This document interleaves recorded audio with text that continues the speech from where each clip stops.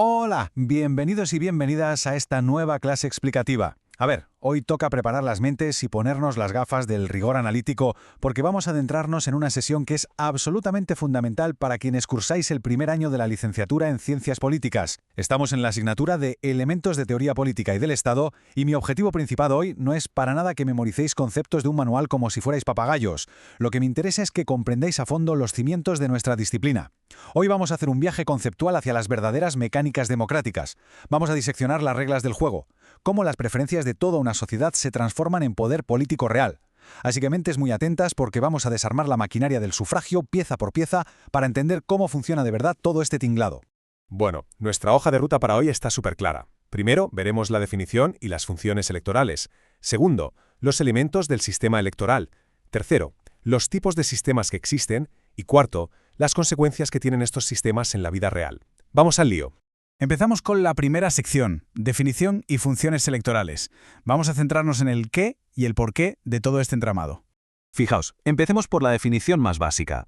Siguiendo al politólogo Caminal Badía, un sistema electoral es, en esencia, una especie de máquina de traducción. Tiene una dinámica casi informática de input y output. Imaginadlo literalmente como una cadena de montaje. Por un lado tenemos el punto de entrada, el input, que son los votos de la ciudadanía, es decir, sus preferencias puras. Y por el otro lado de la máquina sale el output, que son los escaños o las bancas en el Parlamento. Pues bien, el sistema electoral son los engranajes exactos que determinan cómo demonios se hace esa conversión matemática y política.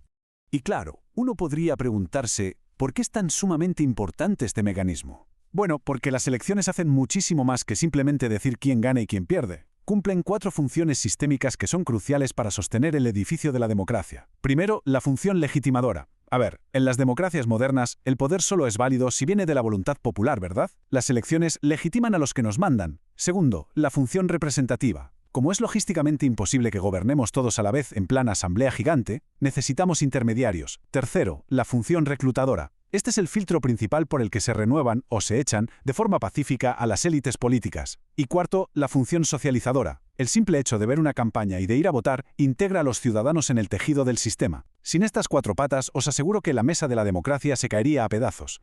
Pasamos a la sección 2, elementos del sistema electoral. Ahora que sabemos para qué sirve la máquina, vamos a mirar con lupa las piezas individuales que hacen que el motor arranque.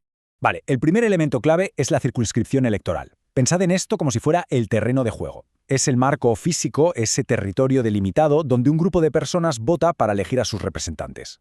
Y aquí la palabra mágica, la clave absoluta, es la magnitud de distrito. Ojo con esto, no nos referimos a cuántos kilómetros cuadrados tiene, sino a la cantidad de escaños que se reparten en ese territorio. Si solo se elige a un representante, es una circunscripción uninominal. Si se eligen 2 o más, es plurinominal. Y un dato que a mí me parece fascinante, estos límites no los crea la naturaleza, los dibujan seres humanos. Cuando estos límites se manipulan a propósito para favorecer a un partido, estamos ante el famoso gerrymandering, un término bautizado en el siglo XIX por un gobernador estadounidense que literalmente trazó un distrito con forma de salamandra para asegurarse de que iba a ganar. Increíble, ¿verdad? El siguiente engranaje es la forma de la candidatura. Esto nos dice cómo se nos presentan las opciones en la papeleta. Puede ser una candidatura unipersonal, donde votamos a un solo individuo, lo cual es lo normal en distritos donde solo gana uno. Pero la cosa se pone interesante, y bastante más compleja, con las candidaturas de lista, que se usan en distritos plurinominales. Las listas pueden ser cerradas y bloqueadas, que es cuando el partido decide el orden de los nombres y tú solo puedes votar al logo del partido, te guste o no el número 3 de la lista, o pueden ser listas abiertas, donde tú como votante puedes alterar ese orden. Aquí hay un debate académico tremendo. Las listas abiertas dan un montón de libertad, por supuesto, pero también complican muchísimo contar los votos y sobre todo incentivan unas peleas internas y un faccionalismo dentro del propio partido que no veas, porque los candidatos del mismo equipo acaban compitiendo entre ellos. Pasemos ahora a la barrera legal. Este es un elemento con un propósito muy específico. Es literalmente un peaje, un porcentaje mínimo de votos que se le exige a un partido simplemente para poder entrar en la sala donde se reparten los escaños. ¿Por qué existe esto? Pues para evitar la fragmentación. Si el Parlamento se divide en 50 micropartidos, formar un gobierno estable es una misión imposible. Pero ojo, porque la barrera legal tiene una doble cara. Al intentar asegurar la gobernabilidad, automáticamente deja fuera a las minorías o a los partidos más pequeños. Así que mucha gente se queda sin representación. Es un equilibrio súper delicado. Ahora, la estructura del voto. Esto es fundamental para entender cómo nos dejan expresarnos en las urnas, y se divide en dos grandes familias. Por un lado, el voto único. Aquí tienes un solo voto, independientemente de cuántos escaños haya en juego. En este grupo entra el voto alternativo, donde marcas tu primera preferencia, tu segunda, tu tercera, por si tu favorito no gana. Y por otro lado tenemos el inmenso mundo del voto múltiple, que se usa cuando hay varios escaños en juego, y puedes emitir tantos votos como asientos haya. Aquí hay de todo: voto limitado, acumulativo, preferencial, e incluso el voto combinado o panachaje, menuda palabreja, que te da la libertad brutal de tachar nombres y mezclar candidatos de partidos totalmente distintos en una misma papeleta. Como futuros politólogos tenéis que grabar a fuego que el modo en que se estructura el voto condiciona por completo quién va a ganar. Y así llegamos al corazón matemático de la máquina, la fórmula electoral.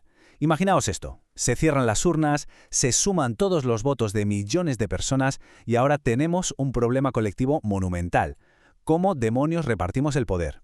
Pues la fórmula electoral es justamente la respuesta. Es el cálculo frío, la regla matemática estricta que convierte esa montaña de papeletas en un número exacto de asientos en el Parlamento. Vamos con la sección 3. Tipos de sistemas electorales.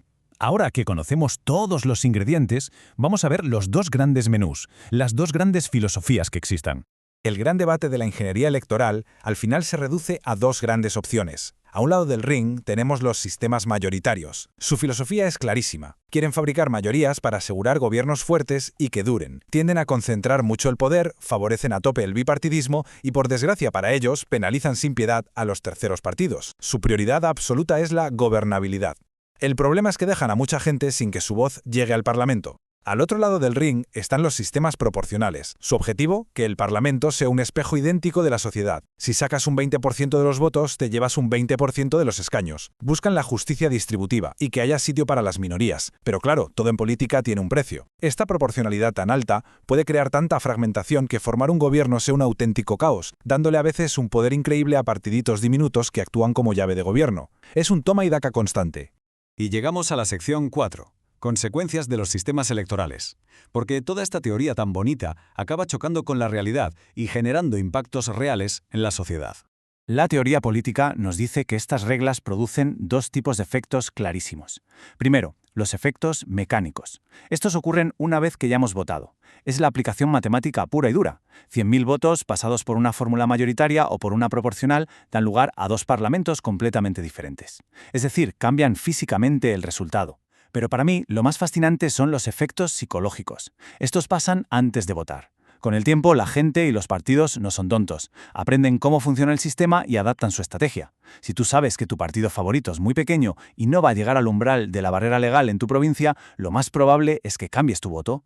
Optarás por el famoso voto útil, apoyando a tu segunda opción que sí tiene posibilidades, en lugar de votar con el corazón. Fijaos cómo el propio diseño del sistema ha modificado psicológicamente lo que hacemos. Y cerramos esta clase explicativa con una reflexión que para mí es la clave de todo. Después de ver cómo las reglas, las matemáticas y la psicología moldean lo que votamos, emerge una verdad absoluta en las ciencias políticas. Los sistemas electorales jamás son neutrales. Olvidaos de eso. No son una herramienta técnica inofensiva. Cada coma, cada umbral y cada barrera benefician a unos y hunden a otros. Y todos han sido diseñados históricamente por gente con intereses políticos. Así que la pregunta que os tenéis que llevar hoy a casa es esta. Si la neutralidad es imposible, ¿qué valor queremos que prime en nuestra democracia? ¿Queremos un gobierno súper eficaz que mande sin problemas? ¿O queremos que el Parlamento sea un reflejo fiel, aunque caótico, de lo que somos? Dadle una vuelta, porque en esa tensión reside la verdadera esencia de la teoría política. Ha sido un placer guiar este análisis hoy. Nos vemos en la próxima.